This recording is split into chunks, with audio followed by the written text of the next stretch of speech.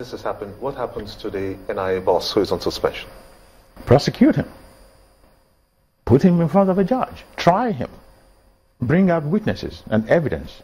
If you think he's culpable, if you think he is the suspect here, the main suspect, prosecute him, put him out there. Don't worry about what the public will say first, because it's going to help our image. If we can send someone like him to jail, he's an important government official. Think about the confidence that we will start to have in the government. If such an important release of the report. Well, I'm saying we should wait for the report.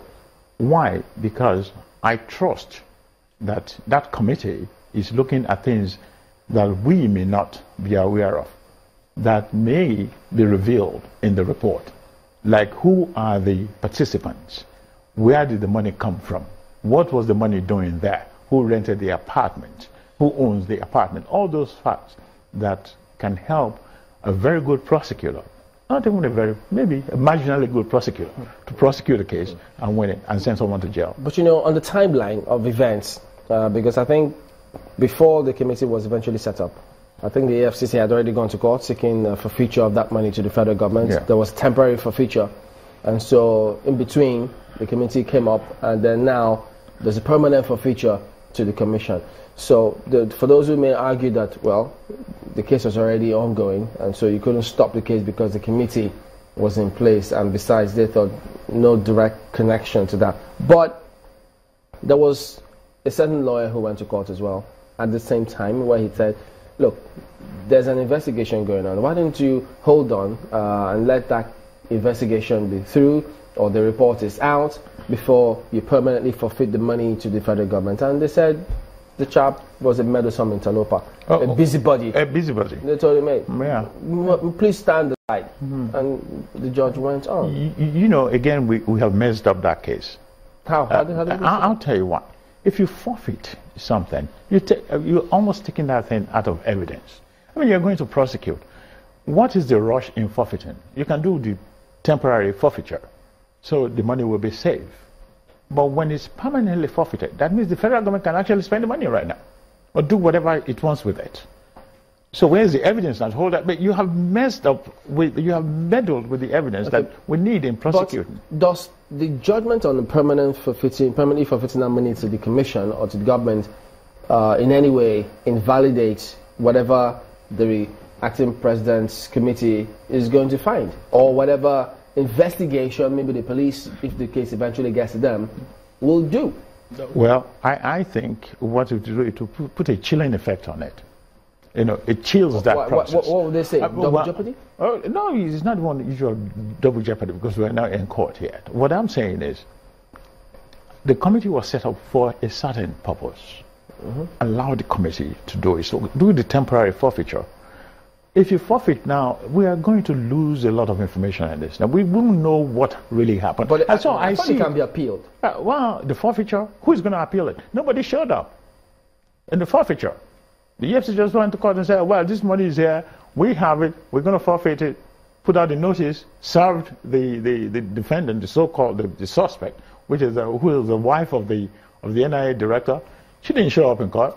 No lawyer represented her. Hey, end of story. And a good defense lawyer will do that. I said, okay, fine. They want to forfeit, let them go forfeit. We're just going to show up. Let's hypothesize. Because if you show... Is someone's image being protected in this situation? I mean, why just jump the gun and then have that is why we are talking about public perception. The public is sitting down there so thinking, wow, there's some cover-up here. Why can't we just wait and prosecute this case properly? Wait for the committee's report, look at it, whether there are facts in there that will help us, or help assist the public in making a determination and a judgment. But you went to court, do forfeiture, the suspect didn't show up. If you are a defense lawyer, that's all you advise. Because if you show up now, you're saying, well, I have some responsibility to this money. Okay, it's mine. They didn't show up. They didn't answer the service. So the government said, now, we forfeit.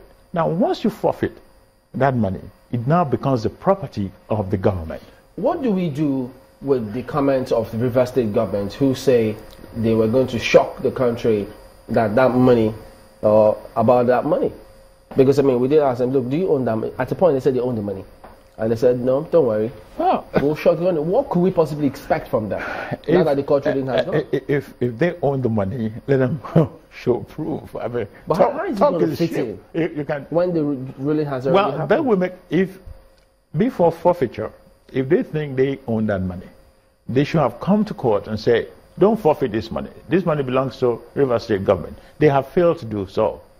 Now they may claim that, they're not party to it.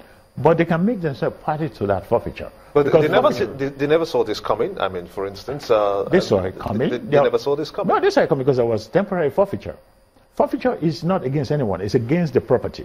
So the process of forfeiture is just sending notice to the whole world. We are going to claim this property as ours. If you have any claim on it, you come forward. Can they still fight it? They didn't. Can they still fight it?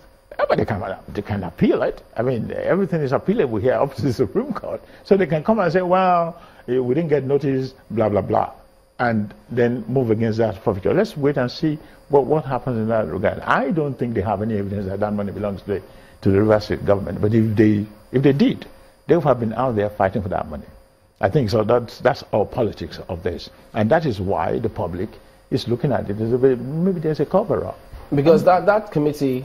They're also looking at the case with the SGF.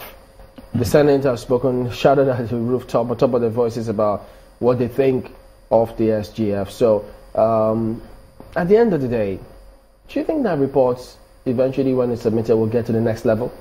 It should. It may not. Because, we're talking about powerful government officials there. They may just, keep it quiet and say, well, after we got our money back, so let's go. Let's take a moment. We'll be back. Don't go away.